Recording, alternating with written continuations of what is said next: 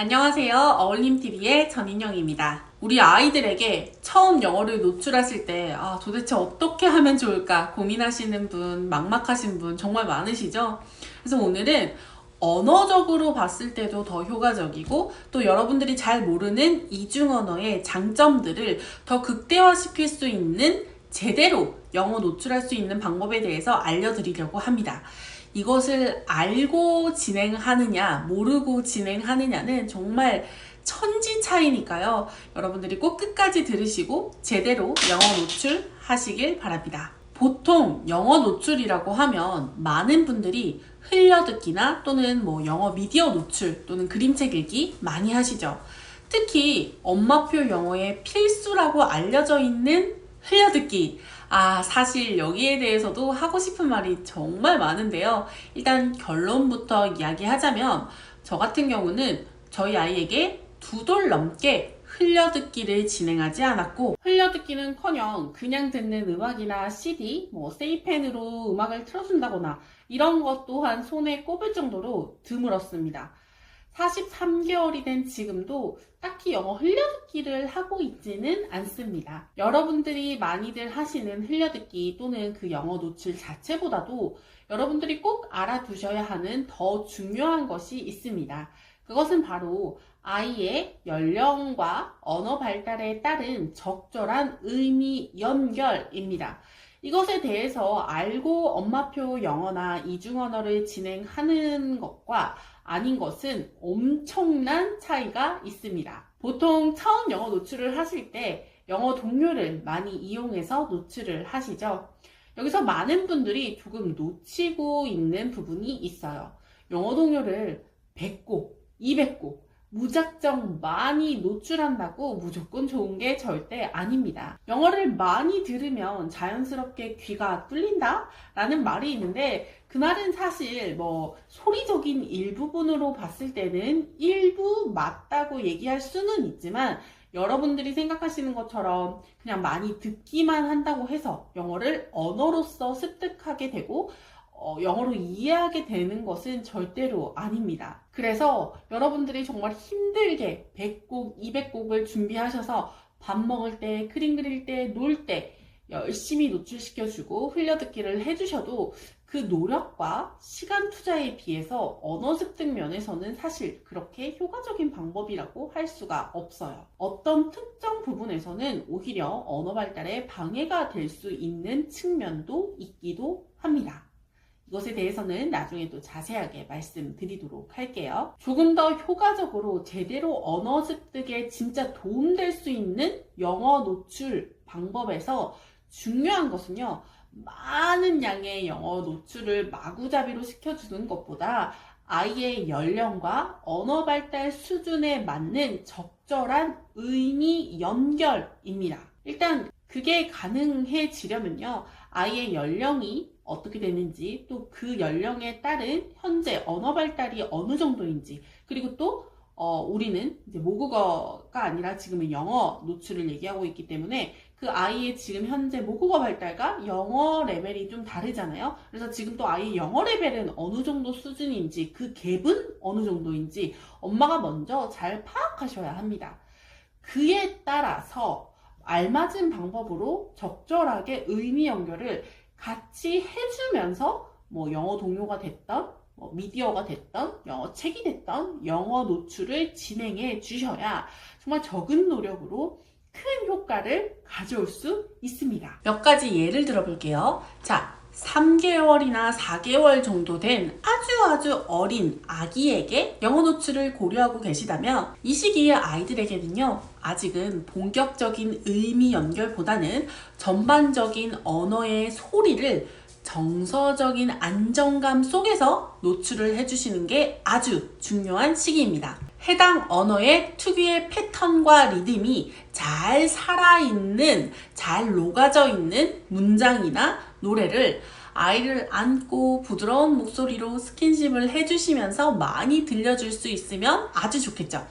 어떻게 보면 이때야말로 흘려듣기가 가장 효과적인 시기라고도 할 수 있겠어요. 단 CD 음원이 아니라 엄마와 함께 교감하면서 정서적인 안정감 속에서 이루어지는 소리 노출일 경우예요. 이 시기의 아이들은 세상 모든 소리를 다 분별해내고 구분해낼 수가 있는데 아직 내가 이후에 어떤 소리들에 집중해야 하는지 모르는 상태이기 때문입니다. 그래서 이 시기에 많이 들었던 언어의 패턴과 리듬을 많이 듣고 자기가 많이 들었던 소리의 통계치를 내서 내가 평생 들어야 하는 소리가 이거구나 라고 결정을 하게 됩니다. 그래서 이 시기에 영어의 리듬과 패턴을 많이 들었다면 영어의 패턴과 리듬도 자신이 앞으로 들어야 하는 소리 또는 언어로 간주하고 자신의 언어 통계치 안에 넣게 되는 것이지요. 자, 이번엔 돌 전후의 아이들에게 영어 노출을 하고 싶다라고 해볼게요. 이때의 아이들에게는 단순히 무작정 많은 영어 소리를 들려주는 것만이 능사는 아닙니다. 이때부터는 아이들의 인지 능력이 발달하기 시작하고 아주 간단한 단어들을 구별해내고 본격적으로 언어의 의미를 연결시킬 수 있게 되는 시기입니다. 그래서 영어 노출 속에서 본격적으로 아주 쉬운 단어들의 의미를 하나하나 연결하면서 노출을 해주어야 효과적으로 언어를 습득할 수 있는 단계예요. 모국어 습득에서 봤을 때도 이 시기에 아이들이 간단한 단어 발화가 시작되는 시기이죠. 하지만 한국의 평범한 가정에서 이중언어를 진행하는 집이라면 이때 모국어와 같이 영어로 단어를 발화하는 것을 기대하기는 사실 조금 어렵고 이때는 적극적으로 단어들을 인지할 수 있도록 도와주어야 하는 시기입니다. 예를 들어 동요를 불러줄 때도 Daddy finger, where are you? Here I am, how do you do? 라는 노래를 불러준다면 이때 적극적으로 Daddy finger, 이 Daddy finger이 어떤 단어를 뜻하는 것인지 엄마의 표정이나 몸짓이나 이 행동으로 보여주셔야 하는 것이죠. 그래서 Daddy finger, where are you? Here I am, how do you do? 자, 여기서도 how do you do가 뭔가 인사를 뜻한다라는 느낌. 그 다음에 daddy finger가 이 엄지, 아빠 손가락이라는 느낌이 이 동작을 보면 아실 수 있잖아요. 이렇게 의미와 소리가 연결되어질 수 있고 아이한테 전달되어질 수 있는 곡을 선택해 주셔야 되고 이렇게 연결을 해 주셔야 합니다. 이런 것들을 고려해 봤을 때 이 시기에 아이들에게 노출해주면 좋은 동요나 영어 문장은 이렇게 아주 쉬운 단어의 의미 전달을 잘 해줄 수 있는 곡이나 문장이면 좋겠죠. 그리고 그냥 많이 들려주고 많이 노출해주는 것에 포커싱을 맞추는 게 아니라 그 속에서 하나를 해주더라도 얼마나 그 의미를 아이에게 연결시켜 주느냐에 포커싱을 맞추어 주어야 합니다. 자, 그러려면 단순히 CD 흘려듣기보다는 엄마의 표정, 엄마의 몸짓, 엄마의 포인팅 이런 것들이 곁들여져야만 의미 전달을 잘 해줄 수 있겠죠. 자, 이제 36개월 정도 된 아이로 가볼게요. 여기서부터는 조금 더 고려해야 할 것들이 많아집니다. 왜냐하면 아이의 언어 능력의 편차도 조금 커지고 모국어와 영어에 대한 레벨의 갭도 커지는 시기이기 때문입니다. 그리고 또 영어를 얼마나 노출했냐 아니냐에 따른 개인차도 커지고요. 같은 36개월이라 해도 영어를 처음 노출하는 아이와 또 태어나자마자 영어를 쭉 노출해왔던 아이에게는 서로 다른 방식으로 다른 콘텐츠로 노출이 진행되어야 하는 것이죠. 36개월에 모국어 능력은 그에 맞게 발달이 되었다. 그런데 영어는 처음 노출하는 아이라면 돌 정도 아이들에게 영어 노출했던 것처럼 쉬운 단어들의 의미를 연결을 해주어야 하지만 아이들의 인지 수준은 이미 돌 정도 수준이 아니기 때문에 콘텐츠 자체는 너무 단순하거나 아기스러우면 아이들이 흥미를 잃어버리겠죠. 그래서 이런 것들을 잘 파악해서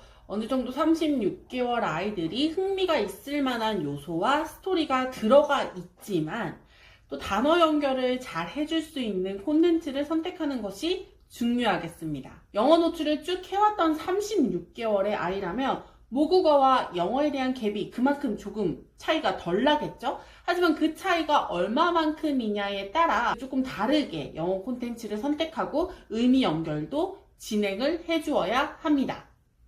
조금 어렵게 느껴지시나요? 이것을 처음 들어서 그러시지만 조금만 공부해서 이해를 하고 나면 이것에 대해서 알고 진행을 하시는 것과 모르고 진행을 하시는 것에 대해서는 너무나도 큰 차이가 있습니다. 정말 적은 노력과 투자로도 큰 효과를 얻을 수 있고 그만큼 돈도 정말 많이 아낄 수 있어요. 이런 부분들이 조금 생소하고 어떻게 해야 할지 잘 모르겠다 하시는 분은 저의 노하우를 바탕으로 함께 진행하는 영어 동요 노출 스터디에 참여하실 수도 있습니다.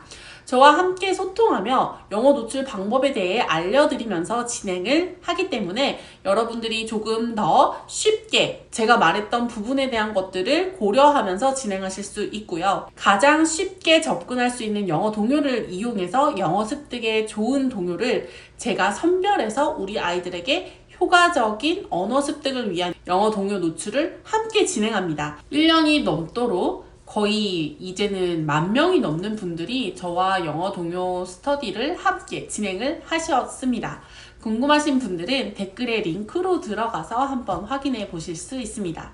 그리고 오늘 제가 말씀드렸던 연령에 따라 아이의 언어 발달에 따라 영어 노출을 어떻게 해야 하는지에 대한 이야기도 조금 더 자세히 공부하고 알고 싶은 분들은 제가 예전에 진행했던 강의 녹화본을 신청하실 수도 있으니까 관심 있으면 확인해 보세요. 앞으로도 하나하나 차근차근 조금 더 쉽게 여러분들에게 적은 노력과 돈으로 효과적으로 이중언어의 장점을 제대로 챙겨가며 진행할 수 있는 방법들을 더 많이 알려드리도록 노력하겠습니다. 각종 비싼 책들, 교구들, 공구들, 프로그램들 또는 영유나 외부 프로그램 없이도 충분히 효과적으로 제대로 진행할 수 있어요.